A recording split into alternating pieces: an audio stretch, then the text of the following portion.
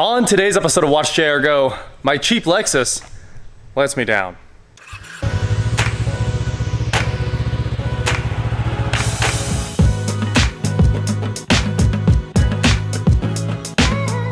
What is going on, guys? I am Watch JR Go, and today I am here with my 2011 Lexus ES350, and we got a lot of work done on this bad boy. It's been detailed, brand new windshield, headlights cleaned up, and if you guys remember in the last video I said I found a wheel and it was cheap and it's gonna be here in a couple days and it's awesome. Well, guess what?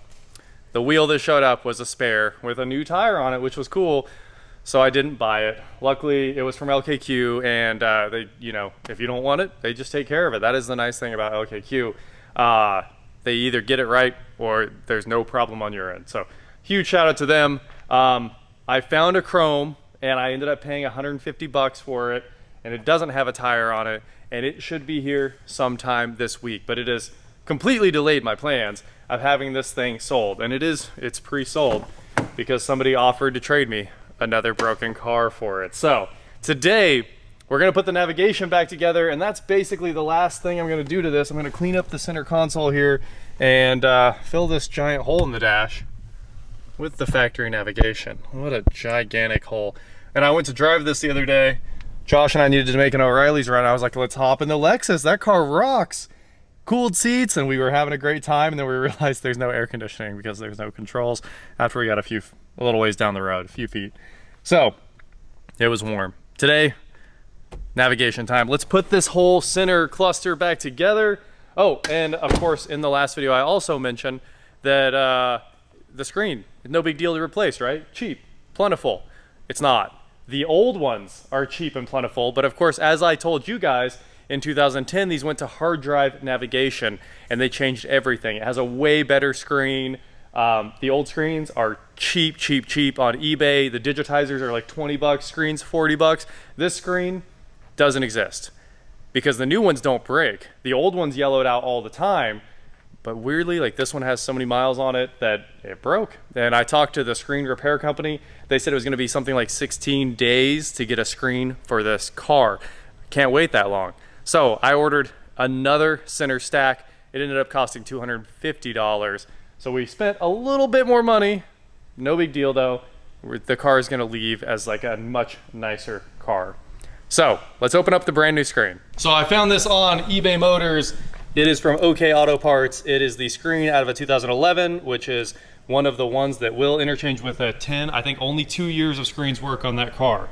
So the 10 works and the 11 works. This is a grade A out of an 11, and it's time to unwrap this and then put the screen in the old unit here. And I know people were really complaining about my workbench and acting like this was gonna somehow scratch this plastic. But if you are careful when you work, the way I am, there are no scratches. First, because this thing's pretty clean. And whenever I set it down, you see I very carefully set things down like that. And they do not get slid, because sliding things is what scratches them. Setting them down does not. I care more than you guys do about the car, I promise you. It would hurt my heart if it had scratches on there. So it does not. Also, if this other one has a better bezel, we're gonna run the new bezel. The power and volume is off of this one. It's, you know, it's got 253,000 miles on it. The pictures I saw of that one, they look to be intact.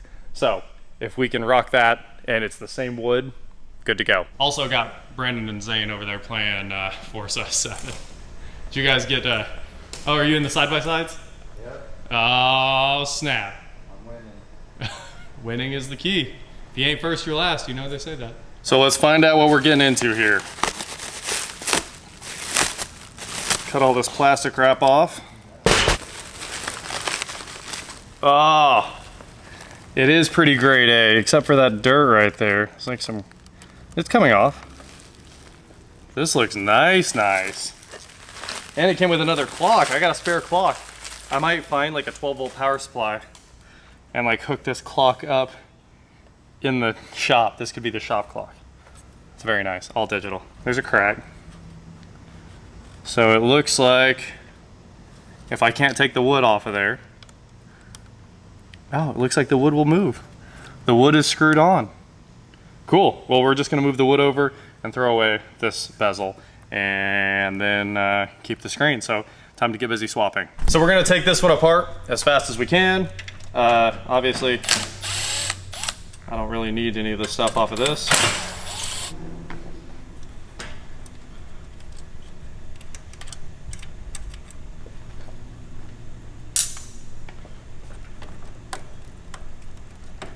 So now I'm going to transfer all of this. This is what we actually needed into the better looking bezel, the uncracked one.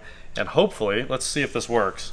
Hopefully this wood comes off. So we're going to try to switch over to the Phillips.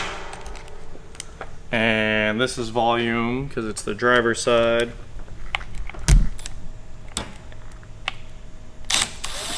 It does work. It already separated. Look at that. Replaceable wood pieces. Japan always thinking ahead. Way farther than anybody else. And now we have a much better faceplate, no crack, and no issues with the volume control like that other one had been beat. It had had some wear on it. So now we're gonna switch to the baby Phillips and pull the screen off of the old one. Put this in the spare parts pile. And swap it onto the new one. So this one won't come apart after I got all the screws out of it. It turns out there's adhesive on this one that wasn't on the other one. They probably added this to make it shut up. You know, can't have any squeaks, which I get it. So I'm just popping these out of the adhesive. Give them a little cut, pry, just to kind of make sure it'll come off. All right, so this one was trash. They bent the tab on it, so that's going away. And now we are down where we needed to be, which is the screen and the buttons. The whole reason we bought another cluster, basically. Oh, this one's in way better shape. Way better shape.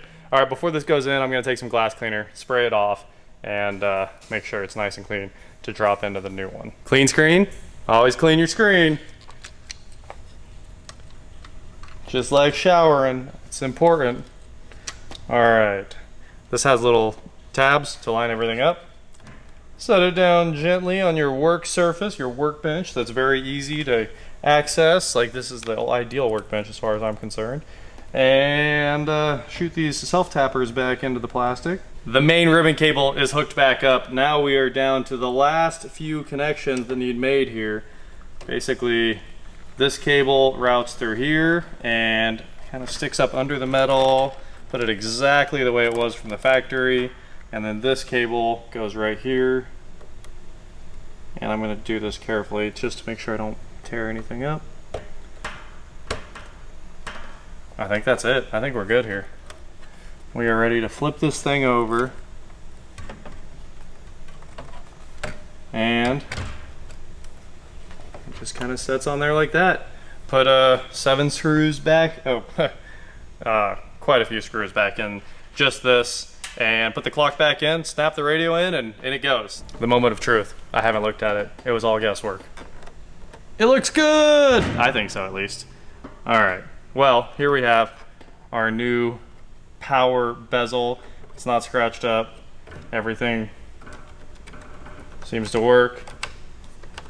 All the buttons are in good shape, so let's put this in the car and see if all of it actually works.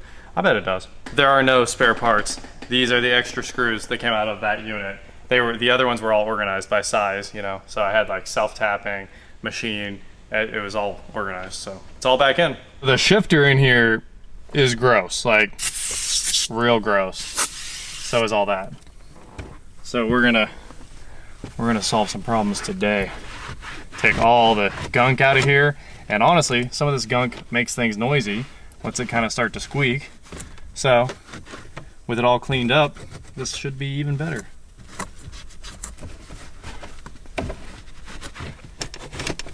Now for the shifter, the really, really gross part. Let it soak for a minute. You can see the like brown coming out of it. It almost seems like a smoking thing, but I think it's a sauce. I think it's like a dipping sauce that was inside the shifter. Gross. How to make yourself sick. Detail cars for a living.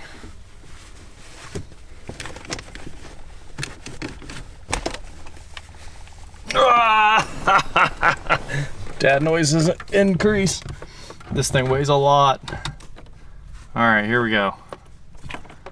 Thank you for making every single one of these different. So antenna, something random. Oh, the fiber optics. This is CD player power. This is where the magic happens. In she goes. All ridiculous number of connectors is back in. I don't even know what else to say about that. There's so many connectors. Okay. And now 4 tins.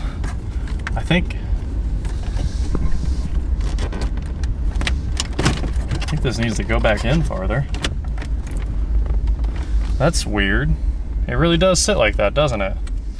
That side sits down and this side sits up because the screws are lined up perfectly. Oh, what a strange design. I guess they wanted it to like flow and then like a kind of an edge as a design feature. That is weird. First test, here we go. Come on, we got power. System loading, don't turn off the power. This screen looks way better. You couldn't even see the colors on the old one, and this one you can see like the swoops and the silver, and I mean, I love it. It's much, much better. XM stocks. You don't have XM. Anyway, we can plug the vents back in now.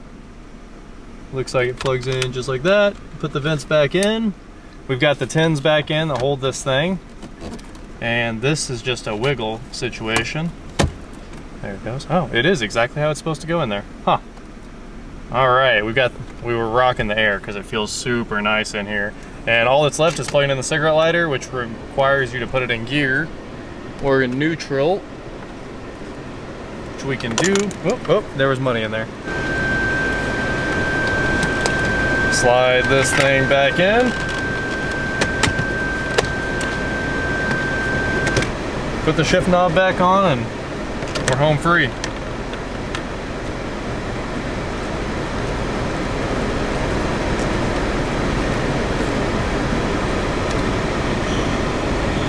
Well, there you have it, a nav screen swap, and it looks way better. Way better. Wow, I'm kind of mind blown at how much better it is. And I think this thing's totally good to go, minus the wheel that will be here on Friday.